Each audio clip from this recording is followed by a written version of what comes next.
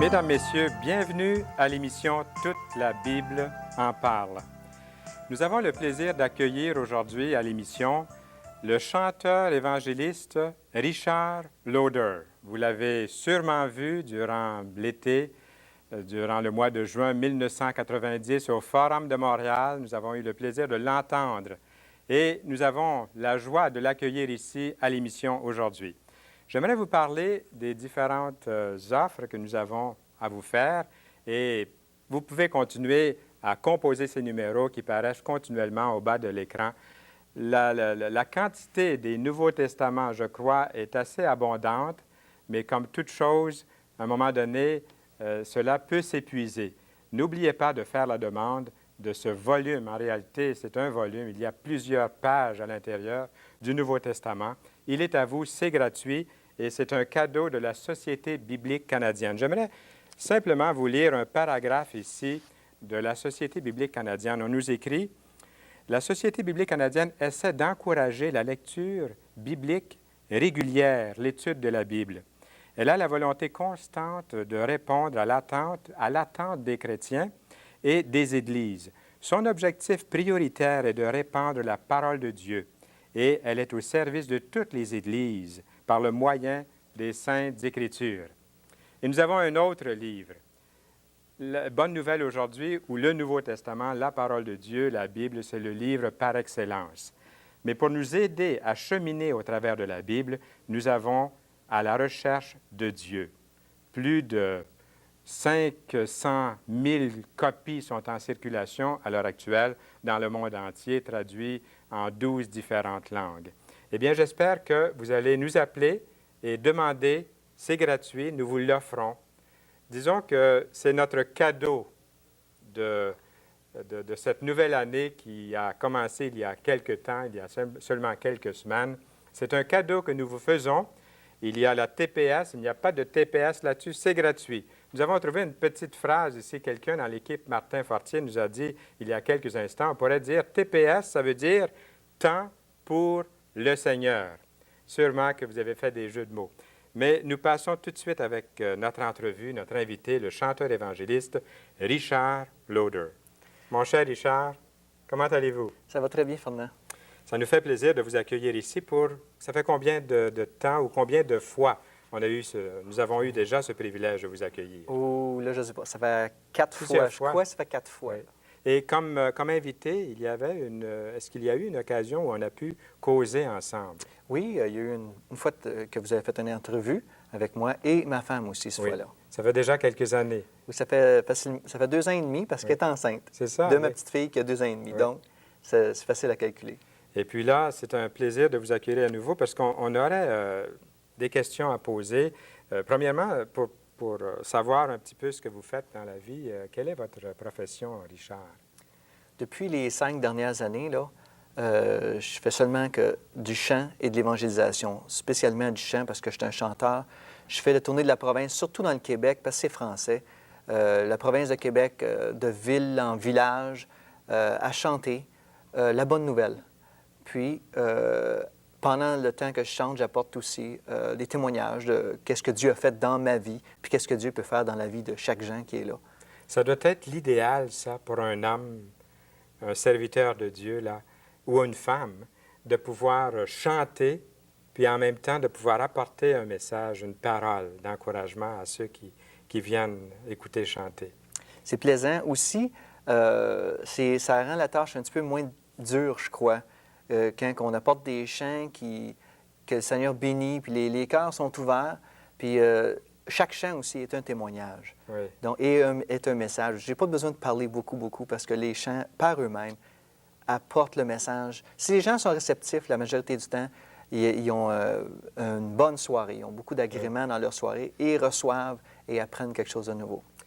Le Seigneur ne m'a pas doué, moi, avec une belle voix comme ça, mais je réalise que c'est tellement important, le chant, que souvent, lorsque je suis invité à apporter la parole, un message, une conférence, j'amène un bon chanteur avec moi pour préparer le terrain. Ah, oui.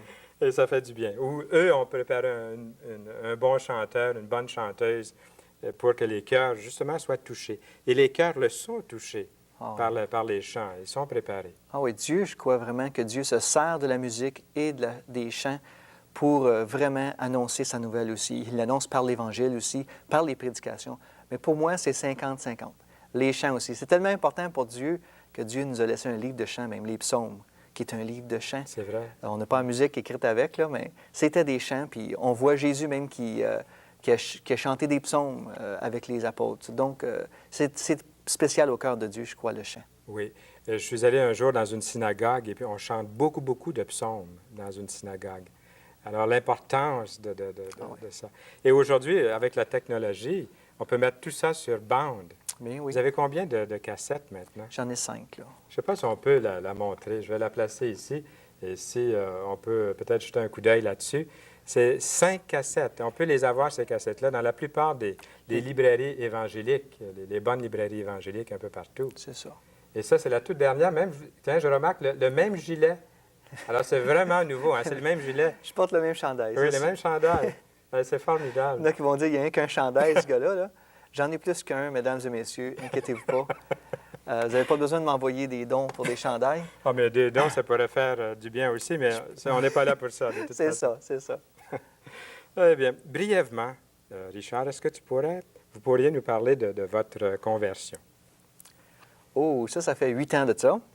Puis c'est pas une chose qu'on dit, ah, ça fait longtemps, je m'en rappelle plus. Ça fait longtemps, puis je me rappelle comme si c'était hier. La façon que Dieu s'est servi d'un couple d'amis, que ça faisait un an que je n'avais pas vu, qu'on a invité pour souper chez nous, ils sont venus chez nous, puis ils nous ont simplement parlé de la parole de Dieu quand moi je l'ai demandé. Ils ont entendu simplement... C'est rare que quelqu'un Oui. demande, voudrais-tu me parler de Dieu? Non, moi, je n'ai pas demandé ça carrément Non. comme ça. J'ai demandé plutôt, tu sais, j'ai plutôt mentionné comment ça allait mal dans le monde, comment que c'était décourageant, la vie, et tout. Puis, je n'étais pas un gars découragé, là, mais comment c'était dur, tout ça. Puis, la personne, André, qui est un bon ami à moi, a dit, mais ça va aller pire tout à l'heure, tu sais. Puis là, j'ai dit, ah non, où t'as pris ça? Tu pas très lis-tu des agréable. horoscopes? Il dit, non, non, non. Il dit, dans la parole de Dieu. Mais il dit, après le pire, ça va aller mieux. Dieu est là. Puis, j'ai dit, parle-moi-en.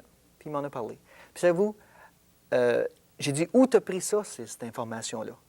Puis quand il m'a dit, c'est dans la Bible, j'ai dit, voyons, j'ai jamais eu une Bible de ma vie. Hein? Là, comme beaucoup de gens, peut-être même qui écoutent dans le moment, n'ont jamais lu une Bible. Ils savent qu'est-ce que c'est sacré, mais n'ont jamais eu une Bible.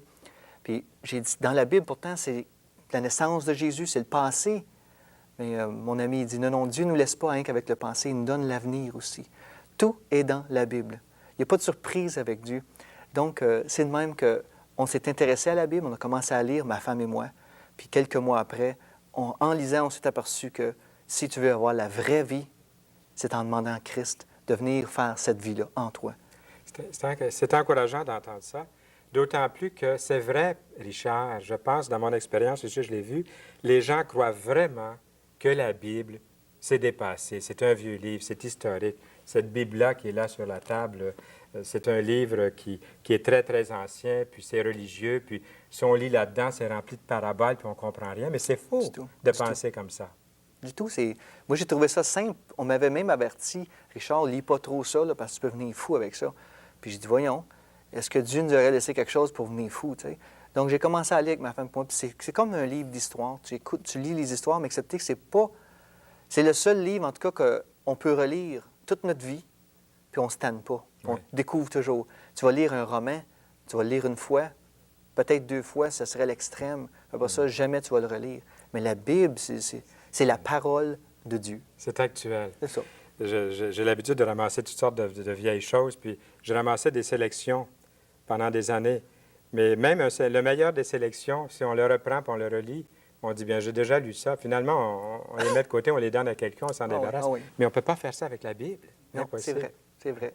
On voit des piles de journaux sur le bord des chemins, puis des livres Reader's Digest. On les voit sur le bord du chemin, mais on ne voit jamais des Bibles jetées parce que c'est un livre qui est toujours courant. Puis même, comme vous dites, on regarde là, c'est le passé, là, dans les pages que vous êtes tournées, mais si on va des pages plus loin, c'est le futur. Qu'est-ce qui n'est même pas arrivé encore Oui.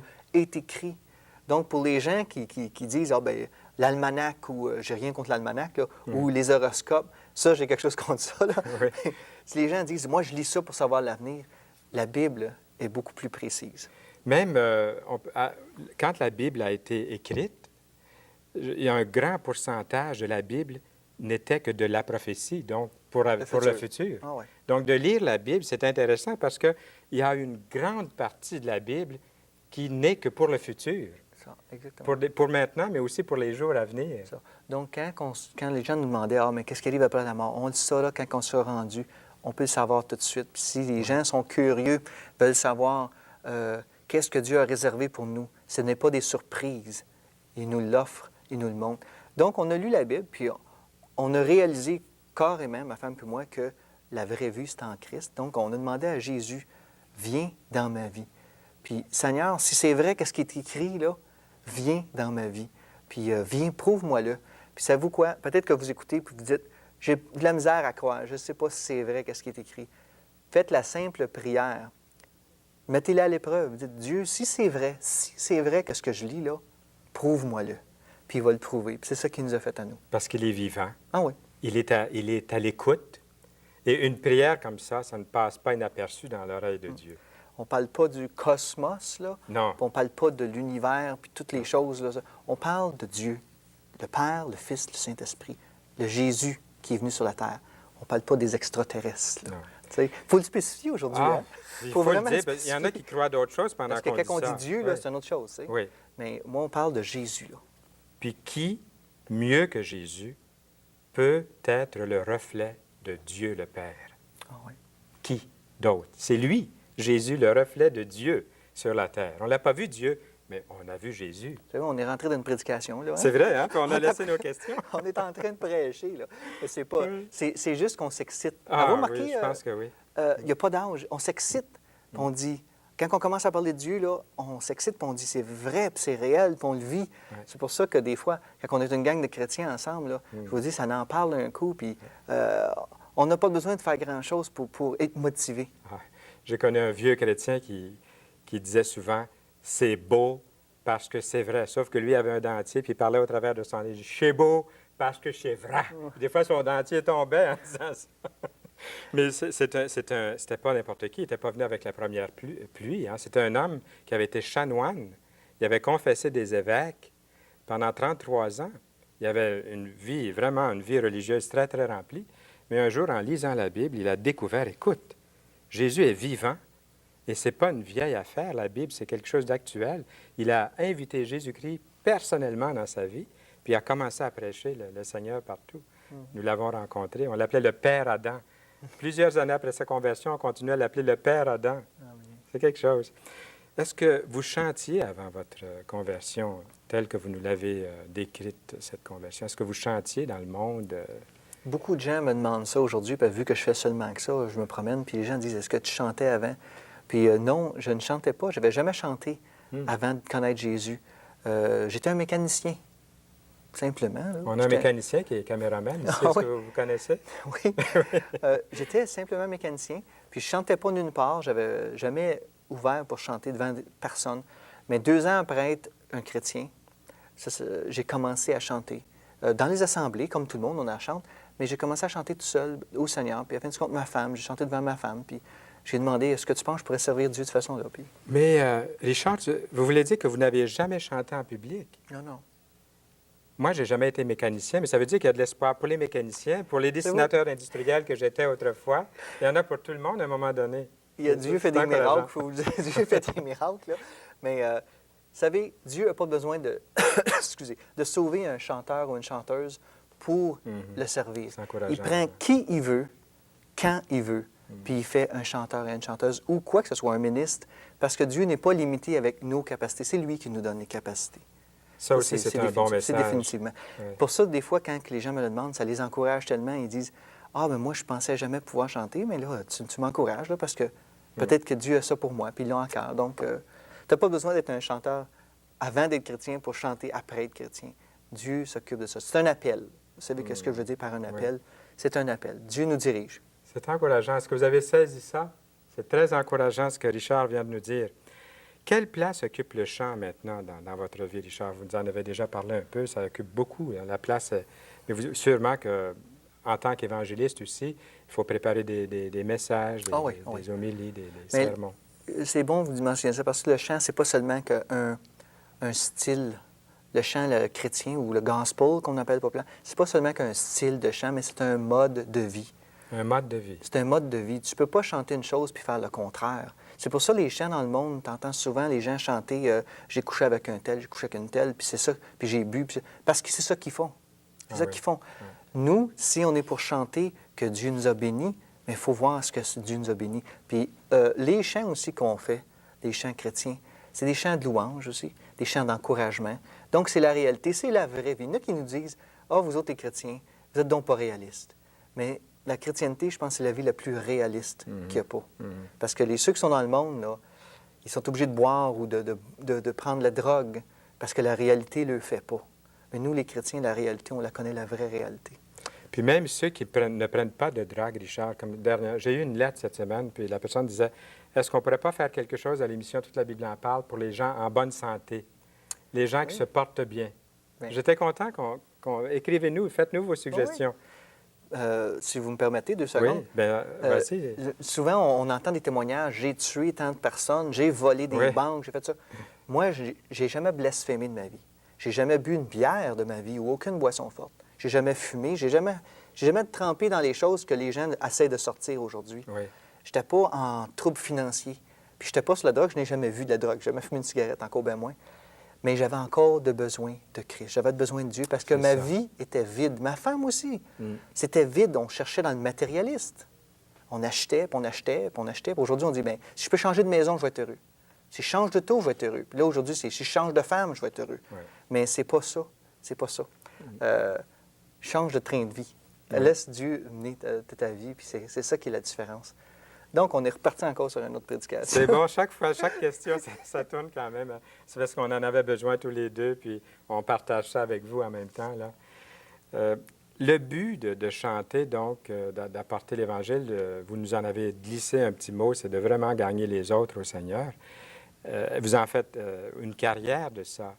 Pour vous, est-ce que c'est ça le succès ou qu'est-ce que le succès pour vous?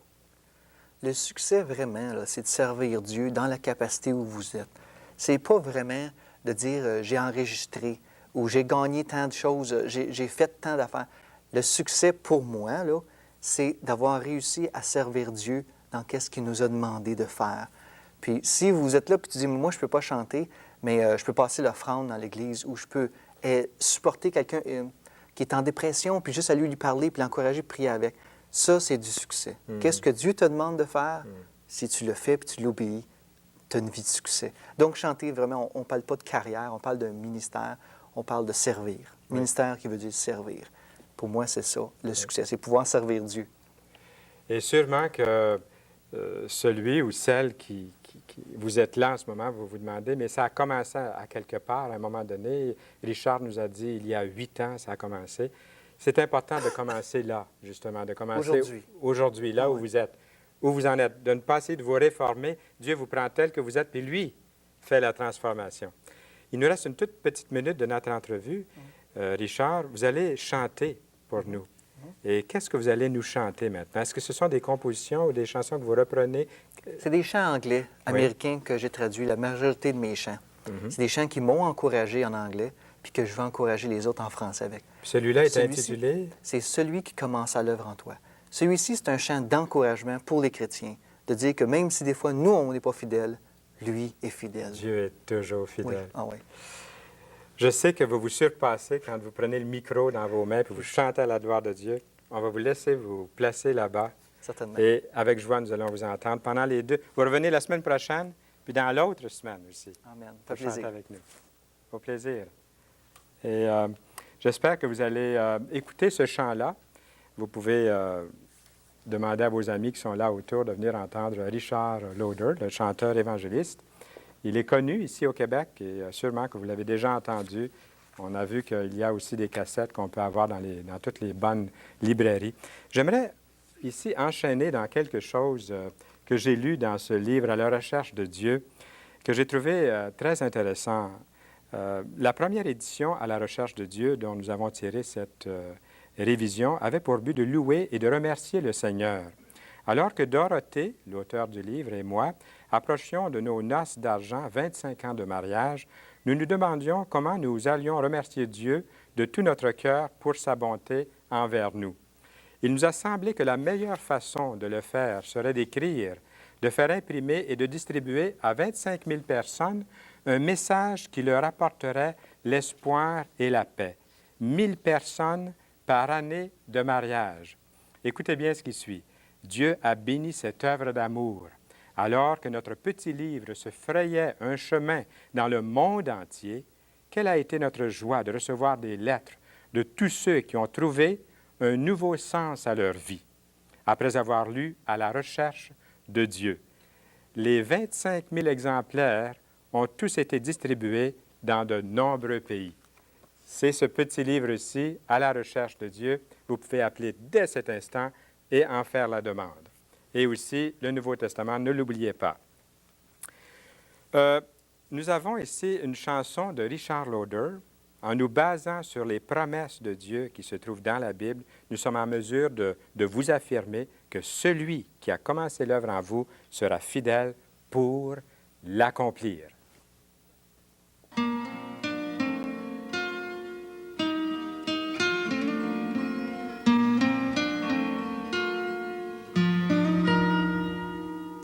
Celui qui commence à l'œuvre en toi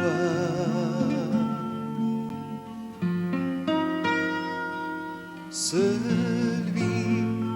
qui commence à l'œuvre en toi sera fidèle pour l'accomplir, sera fidèle pour l'accomplir. Celui qui commença sera fidèle pour l'accomplir en toi.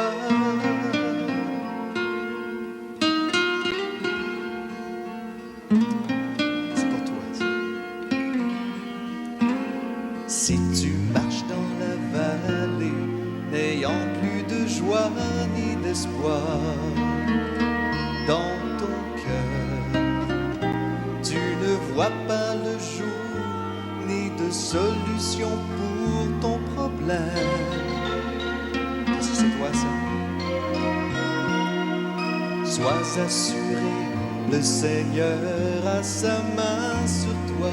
Garde confiance, jamais il ne t'abandonnera. Tu lui appartiens et il marchera avec toi. Merci Seigneur. Celui qui commence à l'œuvre en toi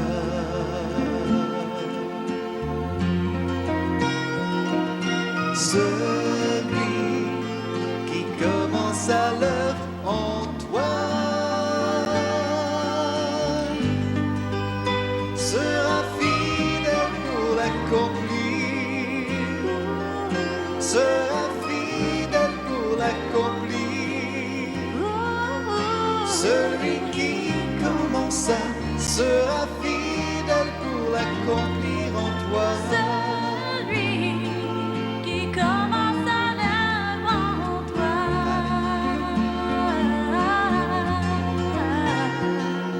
Celui qui commence à l'œuvre en toi sera fidèle pour l'accomplir, sera fidèle pour l'accomplir. Celui qui commença sera fidèle pour l'accomplir en toi. C'est promis.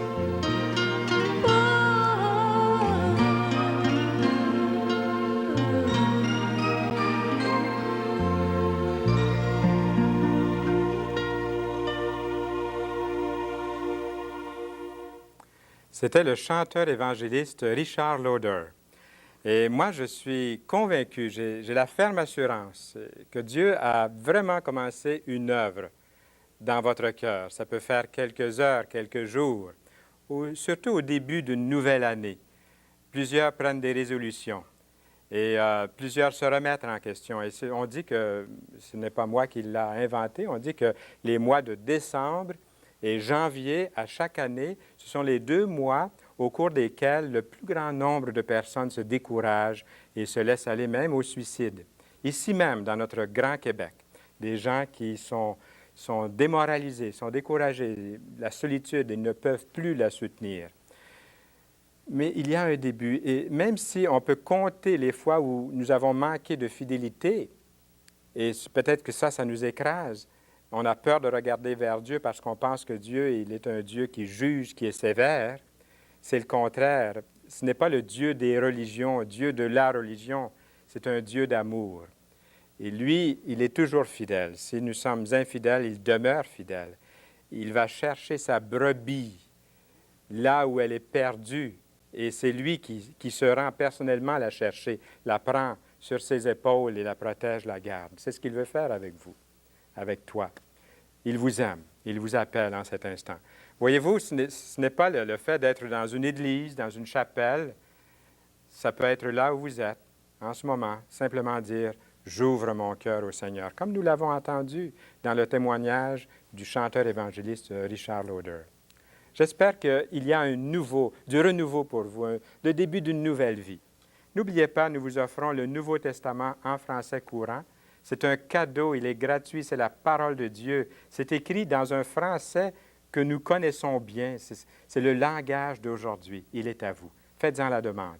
Vous allez voir l'adresse dans quelques instants. À la recherche de Dieu. Cherchez-vous Dieu sincèrement, il se laisse trouver.